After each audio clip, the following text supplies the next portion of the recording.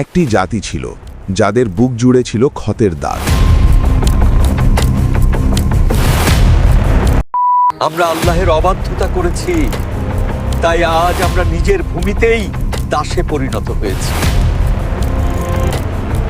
আমাদের দেবতারা আমাদের নিয়ামত দিয়েছে, তার পদচারণায় মাঠ কেঁপে উঠেছে।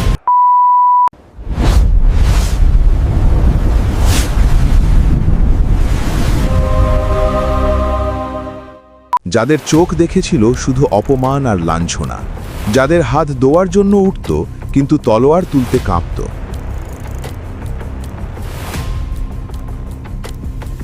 বনি ইসরাইল, যারা একসময় আল্লাহর প্রিয় জাতি ছিল, আজ তারা জুলুম, ভয় আর শত্রুদের মাঝখানে পিষ্ট হয়ে গেছে। তারা আর্তনাদ করে বলল, হে আল্লাহ, আমরা দুর্বল হয়ে পড়েছি, আমাদের উপর রহমত বর্ষণ করুন। আমাদের জন্য একজন পথপ্রদর্শক দিন, যিনি আমাদের মুক্ত করবেন।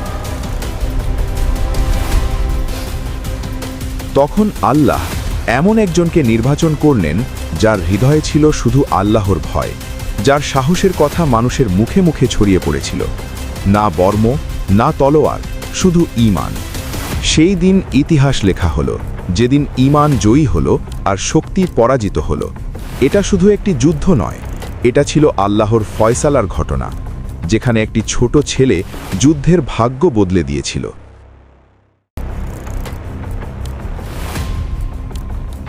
সে সময় বনি ইসরায়েল বসবাস করত শাম ও ফিলিস্তিন অঞ্চলে।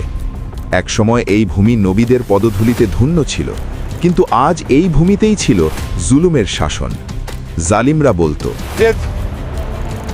আমাদের দেবতারা আমাদের নিয়ামত দিয়েছে, এরা সবাই আমাদের গোলাম।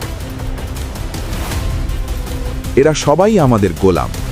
শত্রু গোত্রগুলো তাদের শহরে হামলা করত, ঘরবাড়ি জ্বালিয়ে দিত, ছেলেদের হত্যা করত আর নারীদের বন্দি করে নিয়ে যেত। কুরআন বলে, তাদের নিজ ঘর থেকে বের করে দেওয়া হয়েছিল এবং তাদের সন্তানদের হত্যা করা হয়েছিল। প্রত্যেক শহর আলাদা আলাদাভাবে যুদ্ধ করছিল, আর প্রতিটি যুদ্ধ শেষ হতো পরাজয়ে। বনি ইসরায়েলের নেতারা বলল, আমরা আল্লাহের অবাধ্যতা করেছি, তাই আজ আমরা নিজের ভূমিতেই দাসে পরিণত হয়েছি। শত্রুরা আমাদের নিয়ে হাসছে। তখন তারা তাদের নবী হযরত সামুয়েল আলাইহিস সালামের কাছে গিয়ে বলল, আমাদের জন্য একজন বাদশাহ নিযুক্ত করুন, যেন আমরা আল্লাহর পথে যুদ্ধ করতে পারি। বলা সহজ ছিল, কিন্তু আল্লাহ তাদের নিয়ত পরীক্ষা করতে চাইলেন। আল্লাহর হুকুম এলো, আল্লাহ তোমাদের জন্য তালুতকে বাদশাহ নিযুক্ত করেছেন। তালুত ছিলেন না কোনো ধনী রাজপুত্র, না ছিলেন কোনো বিখ্যাত সর্দার। তাফসির ইবনে কাসির অনুযায়ী তালুত ছিলেন বনি ইসরায়েলের এক দরিদ্র পরিবারের সন্তান, কিন্তু আল্লাহ তাকে দিয়েছিলেন শারীরিক শক্তি ও গভীর প্রজ্ঞা। কওম ক্ষুব্ধ হয়ে বলল, তালুত কিভাবে বাদশা হতে পারে? তার তো না আছে ধন, না আছে রাজবংশ। তালুত কিভাবে বাদশাহ হতে পারে? তার তো না আছে ধন, না আছে রাজবংশ। তখন আল্লাহ আরেকটি সত্য প্রতিষ্ঠা করলেন, আল্লাহ যাকে ইচ্ছা রাজত্ব দেন, আর আল্লাহ সর্বজ্ঞ। তালুতকে বেছে নেওয়া হয়েছিল কারণ তিনি জুলুমের বিরুদ্ধে দাঁড়ানোর সাহস রাখতেন। তিনি শহর থেকে শহরে ঘুরে বিচ্ছিন্ন জাতিকে এক করলেন, তাদের স্মরণ করিয়ে দিলেন, ইজ্জত তলোয়ার দিয়ে নয়, আল্লাহর আদেশে আসে। আমাদের শক্তি আমাদের ঐক্যে। কিন্তু এই ছিল কেবল শুরু, এখনো পরীক্ষা বাকি ছিল। এই ভূমির কোথাও দূরে একজন রাখাল প্রস্তুত হচ্ছিল আল্লাহর জন্য। তিনি হযরত দাউদ আলাইহিস সালাম।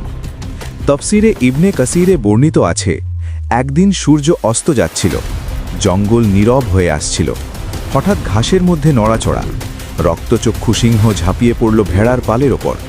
ঠিক সেই মুহূর্তে দাউদ আলাইহিস সালাম আল্লাহর নাম নিলেন আর সিংহের চোয়াল ধরে ফেললেন। আল্লাহ তার হাতে এমন শক্তি দিলেন যে সিংহ তার নিয়ন্ত্রণে চলে এলো। না তলোয়ার চলল, না রক্ত ঝরল, চলল শুধু আল্লাহর হুকুম। ভেড়াগুলো রক্ষা পেল, সিংহ পরাজিত হল, আর জঙ্গল সাক্ষী রইল। অন্যদিকে তালুত সেনাবাহিনী গঠন করলেন।